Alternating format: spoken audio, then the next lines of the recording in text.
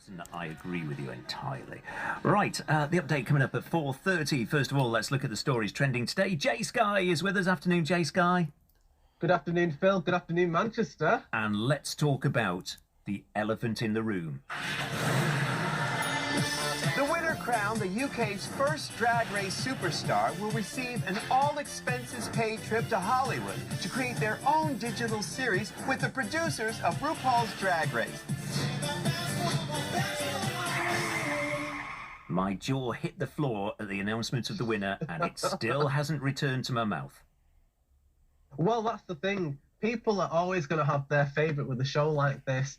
My favourite, I thought, was Taste. She was incredible. Oh, yeah. But I also, from the first episode, was a huge fan of the winner.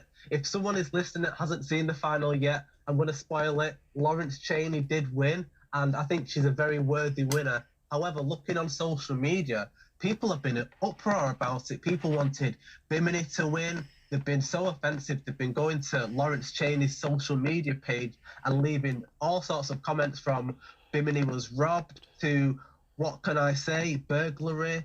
What a travesty. I'm so disappointed. Do you know what as well? Drag Race UK, they sent out a load of press boxes containing these beautiful birthday cakes to add to the promo for the launch of the final, and everyone was posting the pictures of the goodie boxes. I saw someone last night tweet a picture of the cake going in the bin because they're not unhappy with the result. I thought, don't drag the cake into it. Leave the cake out of that. Very Great British Bake Off. Yeah, I mean, it's so subjective, isn't it? I think that's the thing, that, and we get engrossed in these shows, and we love these shows, and at the end of the day, they are a competition, which generally, a very small proportion, in particular with RuPaul's Drag Race, because it's not a public vote, will decide on the winner. And I'm sure if I got in a room with you, and I don't know, with Will, my producer, and Dom from Sport, and so on, Sounds like a party. Yeah, well, it could be. Yeah, well, let's do it.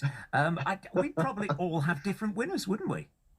Well, this is the thing. We watch the show and we are fans of the art of drag, and we're also fans of a reality competition show. And the majority of the people that watch the show now are very young, and let's be honest, the maturity level isn't all there. No. And sometimes when people comment on social media, they feel that there's some sort of entitlement that their opinion is facts. But this is RuPaul's Drag Race, and RuPaul is someone who has not only changed the world of drag, he's monetized it, and he's chosen every single queen on this show to give them an opportunity to have a greater career. So if anyone is qualified to make that decision, it's RuPaul and not some 12-year-old living at home with the parents. And, also, it's a great show. It's a celebration. It's just a feel-good show. It doesn't matter who's won. It's just entertained us, and good on those that took part. I've really, absolutely. Really enjoyed this series, although I'm slightly disappointed, actually, Jay Sky, that you didn't say the winner's name correctly.